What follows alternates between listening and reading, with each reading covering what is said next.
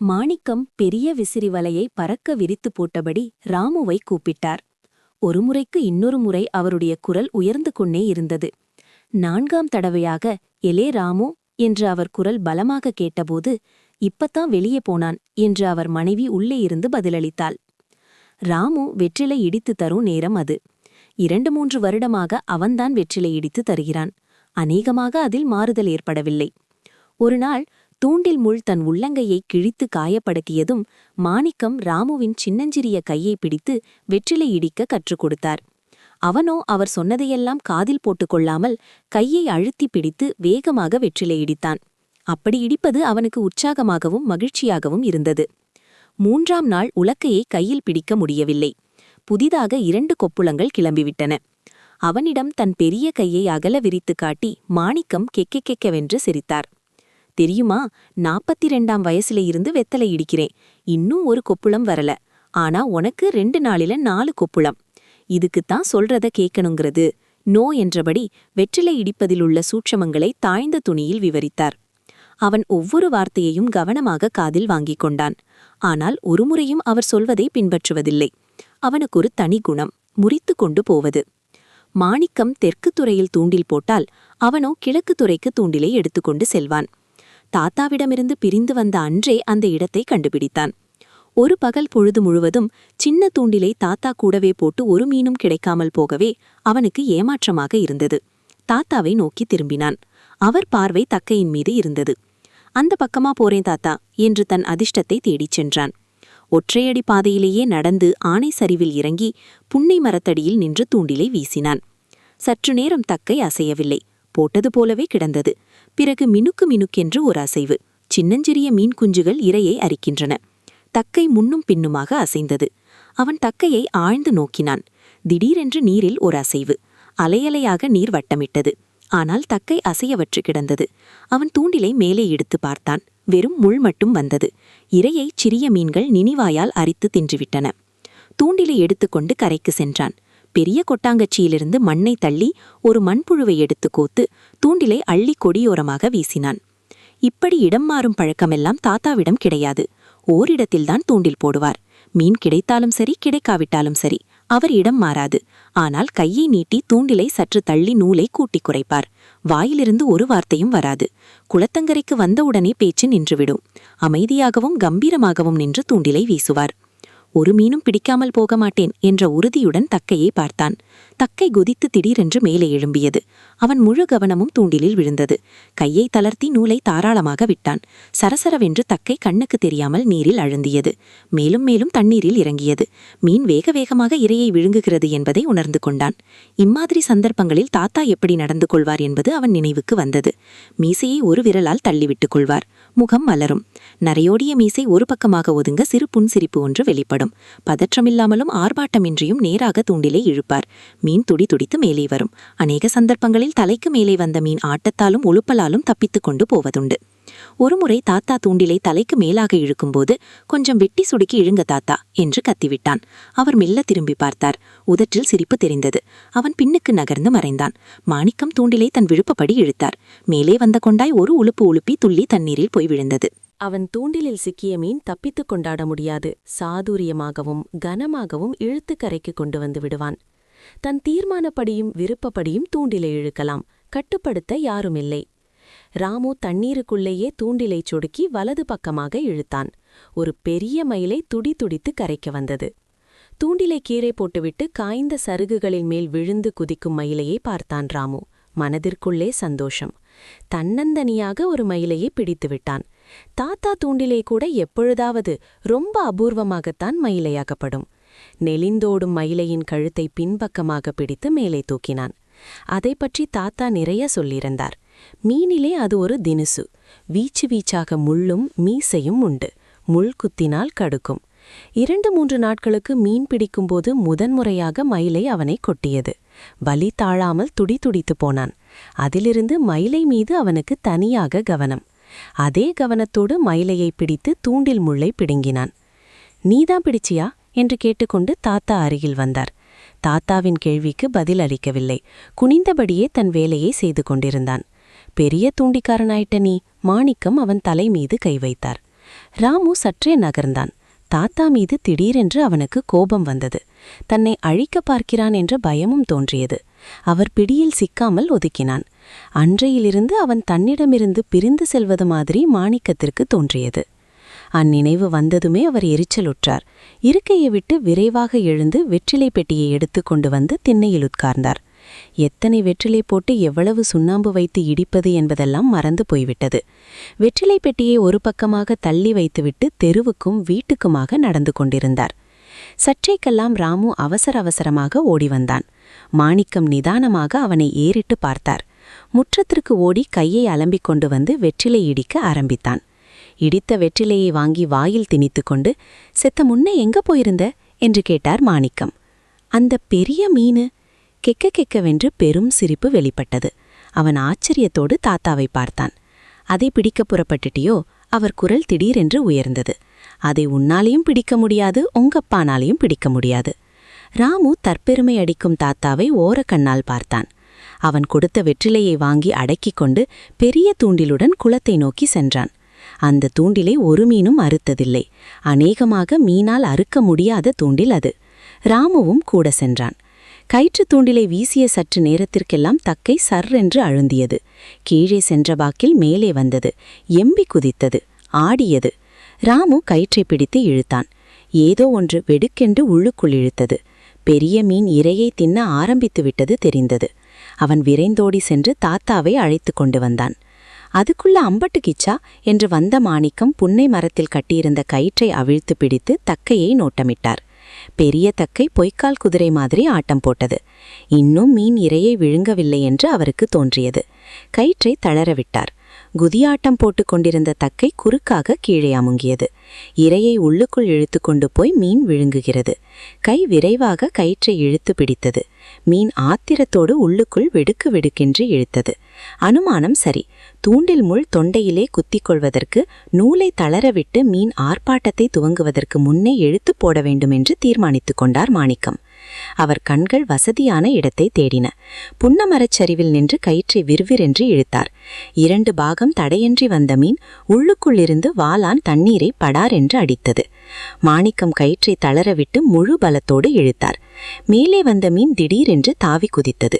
தண்ணீரை கலக்கியது. கயிறு அருந்து போக மாணிக்கம் சறுக்கிக் கொண்டே குளத்தில் போய் விழுந்தார். ராமு ஓடி வந்து தாத்தாவை தூக்கினான். கணுக்காலுக்கு கீழே இருந்து வழிந்த ரத்தத்தை துடைத்து விட்டான். "மீன் தப்பிச்சிடுச்சா தாத்தா? செத்த பொறுத்திருந்தா புடிச்சிருக்கலாம் தாத்தா." மாணிக்கம் முட்டியை தடவி விட்டு கொண்டே அவனை பார்த்தார். அவனுடைய கழுத்தை திருக்கி வீசி எறிய வேண்டும் போல ஒரு உணர்ச்சி ஏற்பட்டது. "எதுக்காக இங்கேயே நிக்கிற?" என்று உருமினார். அவர் குரல் திடீரென்று உயர்ந்தது. அவன் சற்று ஒதுங்கி தாத்தாவை கடை கண்ணால் பார்த்தான். மாணிக்கம் கரைக்கு வந்தார். அவர் மனம் முறிந்து விட்டது. குலைத்த ஒரு சுற்று சுற்றிவிட்டு இருட்டிய பின்னால் வீட்டிற்கு சென்றார். ராமு சின்ன திண்ணையில் தூங்கிக் கொண்டிருந்தான். ஆழ்ந்த நிம்மதியான மூச்சு வந்தது அவருக்கு. பெரிய மாடத்திலிருந்து அரிக்கேன் விளக்கை எடுத்து சாம்பல் போட்டு பளபளக்க துளக்கி துடைத்தார். நிறைய மண்ணெண்ணெயை ஊற்றினார். சாப்பிட்டுவிட்டு ஈட்டியும் விளக்குமாக குளத்தை நோக்கி நடந்தார் மாணிக்கம். தேய்பிறை நிலவு. நேரம் செல்ல செல்ல நிலவு ஒளி கூடிக்கொண்டு வந்தது. குளத்தில் ஒரு விரால் தன் குஞ்சுகளை அழைத்து கொண்டு பவனி வந்தது.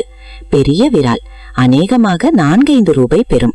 அதே மாதிரி இன்னொரு விரால் கீழே வரலாம். இன்னொரு சந்தர்ப்பமாக இருந்தால் மாணிக்கம் 2இல் 1 வேட்டையாடியிருப்பார். இப்பொழுது அவர் இலட்சியம் விரால் அல்ல.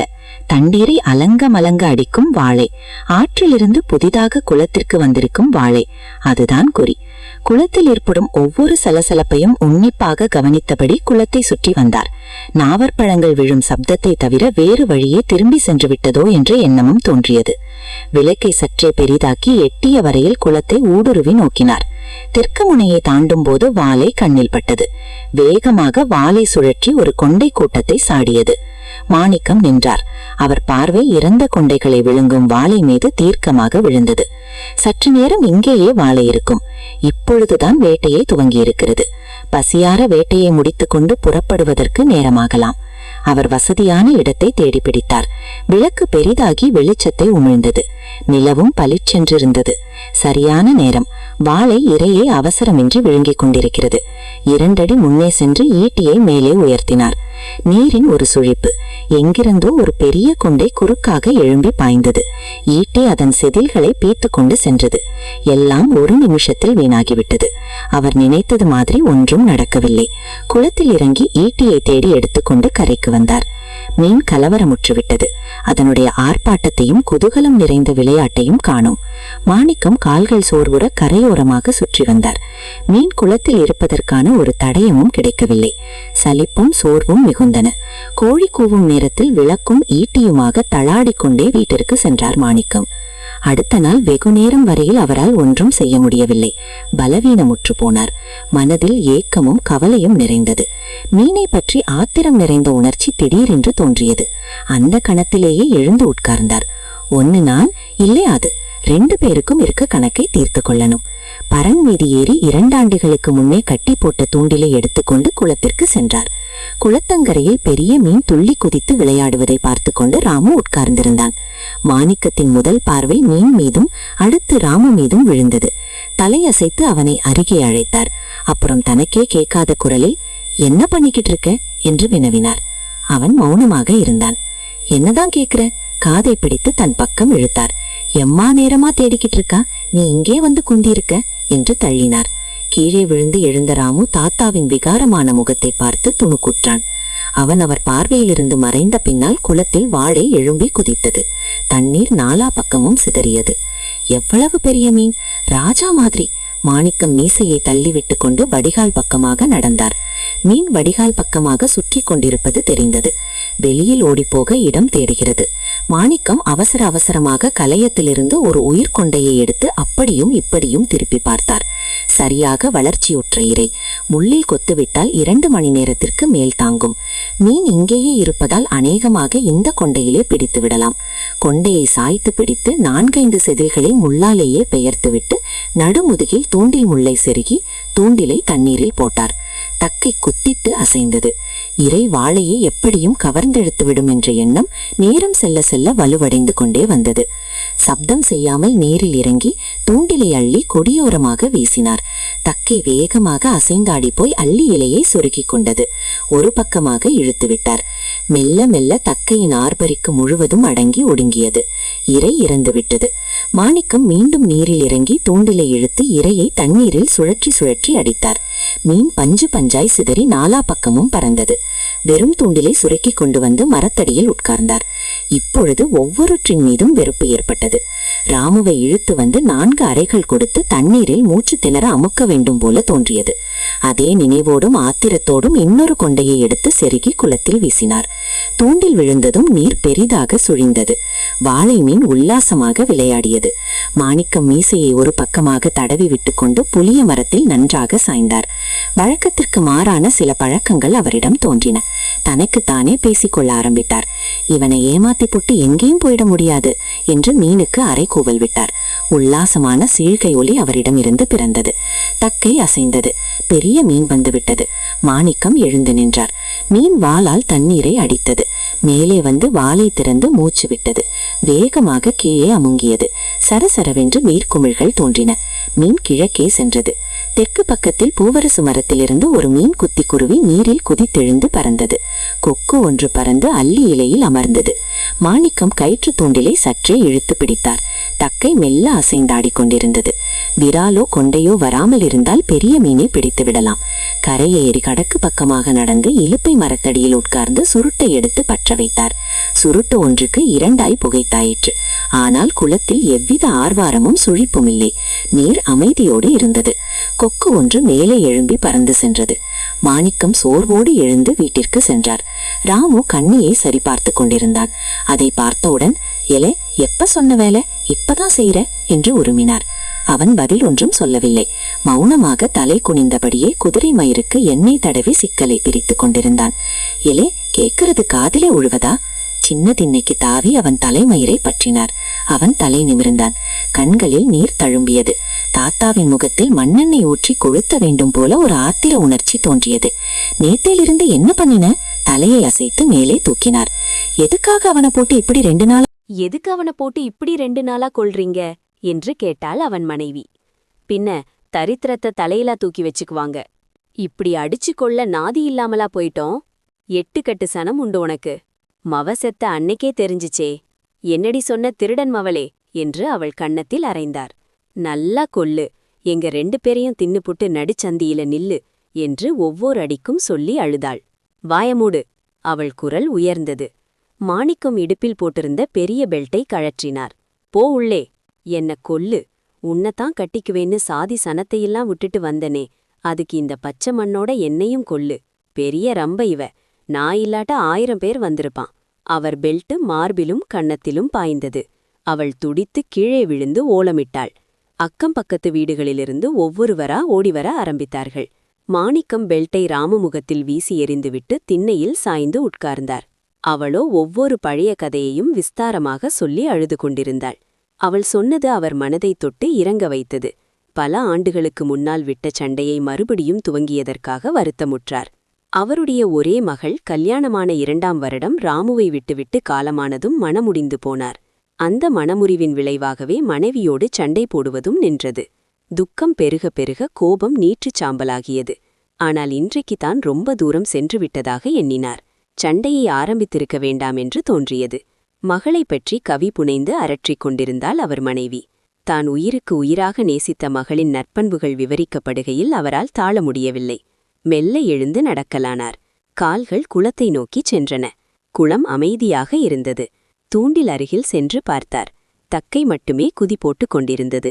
தன்னுடைய பழக்கத்திற்கு மாறாக தூண்டிலை எடுத்துக் கொண்டு போய் கிழக்கே வீசினார். அது ராமு இடம். அங்கத்தான் அவன் தூண்டில் போடுவான். அவன் அதிர்ஷ்டத்தை சோதித்து பார்ப்பது மாதிரி தூண்டிலை வீசிவிட்டு கரையேறினார். குளம் சலிப்பு தரும் விதத்தில் அமைதியாக இருந்தது. சீழ்க்கை அடித்துக்கொண்டு கொன்றை மரத்தடியில் அமர்ந்தார் மாணிக்கம். களைப்பும் சோர்வும் மிகுந்தன. சாப்பிட வேண்டும் போல தோன்றியது. என்று உருமிக்கொண்டு மரத்தடியில் சற்றே சாய்ந்தார். சற்றைக்கெல்லாம் ஆழ்ந்த குரட்டையொலி கேட்டது. கண் விழித்தபோது மணி 10க்கு மேலாகிவிட்டது. சந்திர ஒளி குளத்தில் மெல்ல பரவிக் கொண்டிருந்தது. மாணிக்கம் வேகமாக சென்று தூண்டிலை பார்த்தார். குதித்தாடும் தக்கையை காணோம். கோரையை பிடித்து குளத்தில் இறங்கி தூண்டிலை இழுத்தார். கயிறு தடையின்றி லேசாக வந்தது. சிறு கயிறு. பாதி கயிறை மீன் அறுத்து கொண்டு போய்விட்டது. இப்படிச் சென்றது விராலா வாழையா என்பது தெரியவில்லை. இரண்டுமில்லாமல் ஆமையாக கூட இருக்கலாம். உறுதிப்படுத்தி கூறும் தடயம் ஏதுமில்லை. எதுவானாலும் சரி, இன்னொரு தூண்டில் சென்றுவிட்டது. ஒரு பொழுதும் நடக்காதவையெல்லாம் நடக்கின்றன. சாப்பிட்டுவிட்டு 2 உருண்டை நூலை எடுத்து ஒன்றோடொன்றை சேர்த்து முறுக்கேற்றினார். முறுக்கேற ஏற நூல் தடித்தது. ஆனாலும் திருப்தி ஏற்படவில்லை. அந்த மீனை பிடிக்க அந்த நூல் கயிறு தாங்காது. கொஞ்சம் பலமாக இழுத்தால் தெரித்து அருந்துவிடம் போலப்பட்டது. அப்பா, கும்பகோணம் உருவாட்டி போய் வரணும் என்று சொல்லிக்கொண்டே முள்ளை காட்டினார். கட்டியதும் கயிறு தாழுமா என்ற ஐயம் வந்தது. கடைசி பகுதியை 2 கைகளிலும் சுற்றி கொண்டு ஒரு வெட்டு வெட்டி இழுத்தார். கயிறு பட்டென்று தெரித்தது. சை என்று எரிச்சலோடு விளக்கை ஊதி அணைத்துவிட்டு படுத்தார். முன்னிரவு. தூண்டிலை வீசியதும் வாளை மாட்டிக்கொள்கிறது. கயிறை பரபர என்று இழுக்கிறார். தடங்களின்றி மீன் வந்து கொண்டிருந்தது. ஒரே ஆனந்தம். கரைக்கு வந்து மீன் தண்ணீருக்குள் தாவி குதிக்கிறது. மாணிக்கம் எம்பி மீன் மீது உட்கார்ந்து கொள்கிறார். கீழே கீழே என்று பாதாளத்திற்கு மீன் செல்கிறது. மூச்சு திணறுகிறது. தாழ முடியவில்லை. ஹா என்று அலறுகிறார். எல்லாம் கனவு என்றதும் மனதில் திருப்தி உண்டாகிறது. அப்புறம் படுக்க முடியவில்லை. தலையணையை சுவரில் சார்த்தி அதில் சாய்ந்து கொண்டு சுருட்டி புகைத்தார். கோழிகள் கூவின. வாங்க, அந்த வாண்டி என்ன கொண்டாந்திருக்கான்னு வந்து பாருங்க என்று அவரின் 2 கைகளையும் பிடித்து கொல்லைக்கு அழைத்து கொண்டு ஓடினாள் அவருடைய மனைவி. கிணற்றடியில் சேரும் நீரும் சொட்ட சொட்ட ராமு நின்று கொண்டிருந்தான். அவன் காலடியில் பெரிய வாழை தாடையை அசைத்து கொண்டிருந்தது. நம்ப வாண்டி எம்மான் சமத்து பாத்தீங்களா? மாணிக்கத்தின் கைகள் அவன் தோள் மீது விழுந்தது. அப்புறம் கழுத்தில் உராய்ந்து காதிற்கு சென்றது. ஆத்தா என்று அலறிக்கொண்டு ஓடி பாட்டியின் பின்னே மறைந்தான். தன் மனைவியை நோக்கி மெல்ல சிரித்தார் மாணிக்கம்.